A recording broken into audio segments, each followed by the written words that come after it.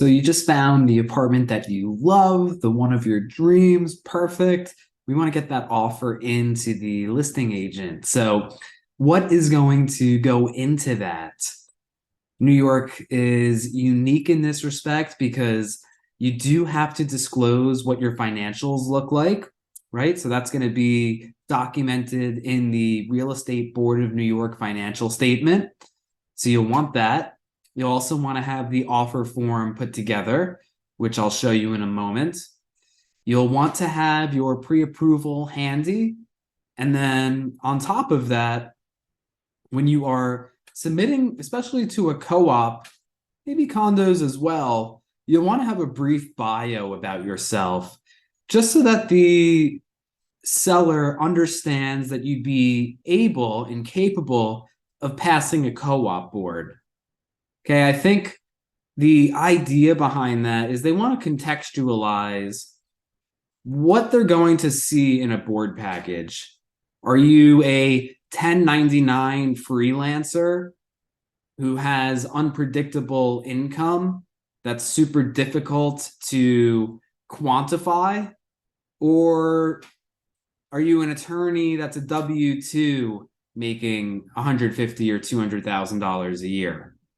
Which do you think is easier side by side?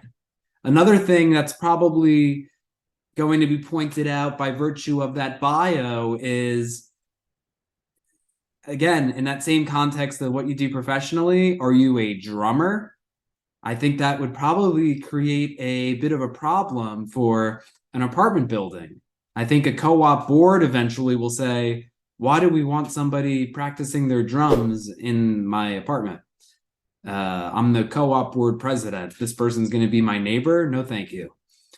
That could even apply to situations like you've seen Madonna get rejected by multiple co-op boards uptown.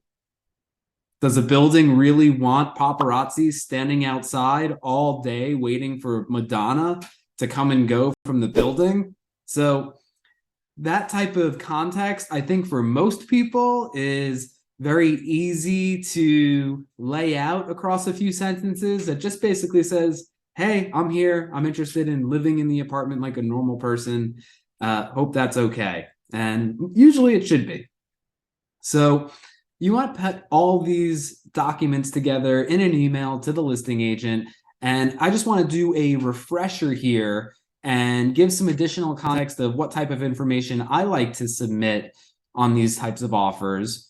Okay, so just to familiarize yourselves again, this is the revenue form. This is outlining your income, your liabilities, and we've covered this in a separate video. Feel free to check it out. And it's all about this revenue financial statement. And the idea here is to show, one, that your debt to income ratio is strong. So if you're buying a place that takes $10,000 a month to cover the mortgage and maintenance, you want to be showing about $40,000 per month in income.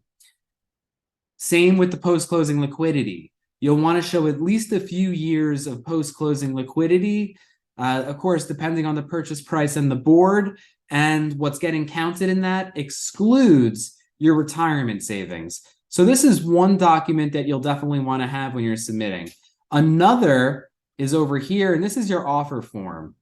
Okay, you're going to be documenting where you work, what your bonus income looks like, some redundant information here from the revenue form, but we'll put in the information like the listing agent who we're submitting this to, the selling agent, and that would be myself if I was representing you, and the purchase price offered, how much you're financing, where is that down payment coming from?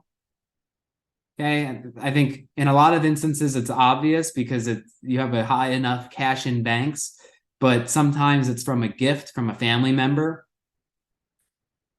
Whether you're planning to bid on more than one property, the closing date, and then in the comment section here, what I'll usually do, especially if my purchaser is financing, I'll put in a mortgage contingency.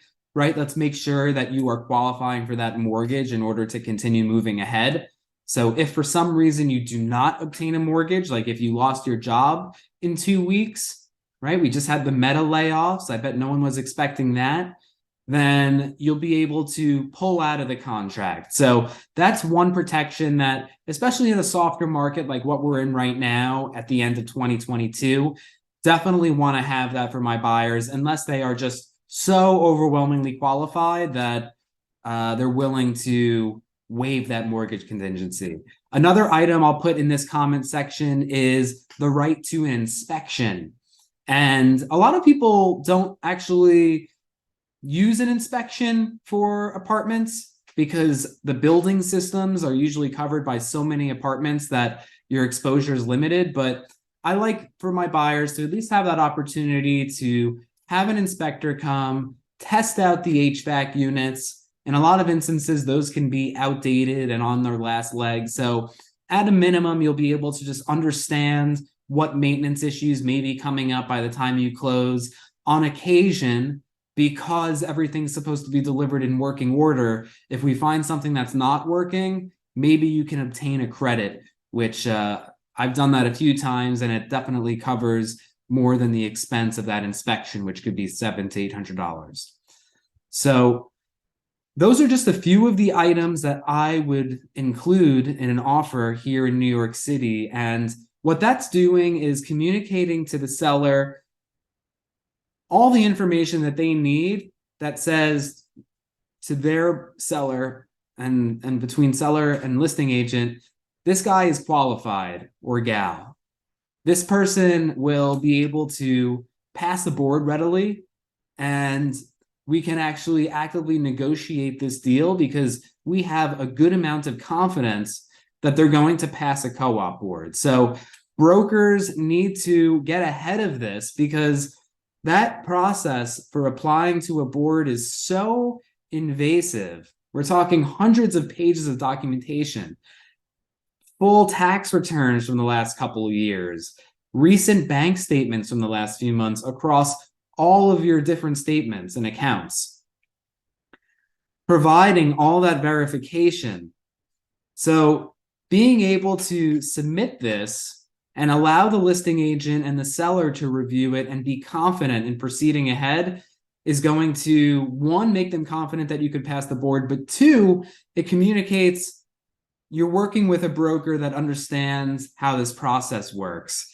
It's going to give the listing agent confidence and say, you know what, this is really a tightly organized offer submission. I can have a good amount of confidence that the broker and the buyer are going to be able to put together a tight board package that is easy to read, that the board understands. And that's what's happening, certainly in a multiple bid situation. You want to be best presented with all of the information without the listing agent following up saying, hey, you know what, we actually need this as well. You have to fill out your revenue form.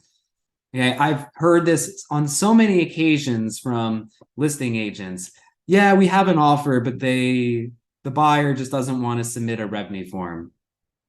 That's not even a qualified offer in New York City, because without being able to vet all of that information, nobody is going to send you in front of a board without knowing what your financials look like. So those are a few items that you want to have together when you are submitting an offer. And then from there, upon accepted offer, we'll peel back that much more information for your application, which we'll make a video for that for another time. So thanks for watching. My info is below. If you have any questions about buying in New York, feel free to reach out here. Thanks.